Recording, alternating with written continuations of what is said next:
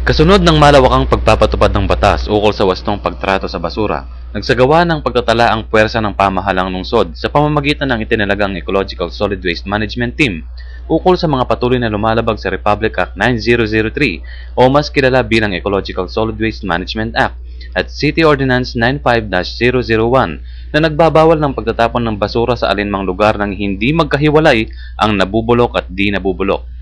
Sa kabila nito, naglibot din sa mga barangay ang Ecological Solid Waste Management Team kung saan nakita ang ilan sa mga komunidad na nakipagtulungan na sa panawagan at tumugon sa pangangailangan na magkaroon ng maayos na sistema ng pagtrato sa basura.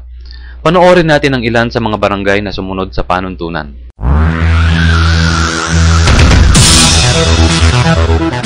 Kap, magandang umaga sa'yo. Magandang umaga rin po. Okay, ngayon po araw ng Sabado at nakita natin, inabutan natin dito sa kapitan at sinusupervise po niya itong operasyon ng kanyang MRF. Kap, pakisabi nga, paano mo inumpisahan to? Bali, nag-start po ako mag-comply doon sa Republic Act 9003 noong September 8 pa. Ayan, gumawa tayo ng mga bikes natin, yung mga kolektor sa mga bahay-bahay. Bali, dati nangungulekta sa atin yung truck eh.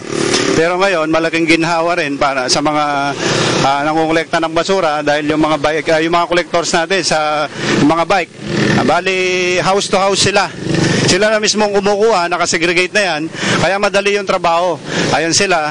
Ngayon, yung ibang hindi nila na segregate, inaayos nila ngayon. Kaya kahit nandito ka sa may MRF namin, walang amoy. Dahil papanatili natin yung kalinisan at kaayusan ng mga basura. Gumawa tayo ng ordinansa kung no segregation, no collection. Kasi sila rin ang mahihirapan. Pagka hindi nakasegregate yung basura nila, hindi ko kolektahin ng mga collectors natin, ay silang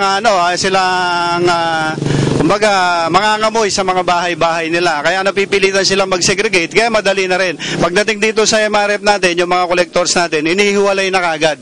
Alam na nila kung alin ang dapat na kolektahin, at saka may araw yung nabubulok para minsanan na lang.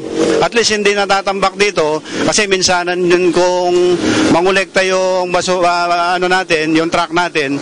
Kaya yan, once a week na lang daw sila mangolekta dun sa nabubulok, sir. Kaya may araw din yung pangungulekta namin sa mga nabubulok. Kali yan, sir, yung mga tri-bike na yan, yan ang mga nangungulekta sa mga bahay.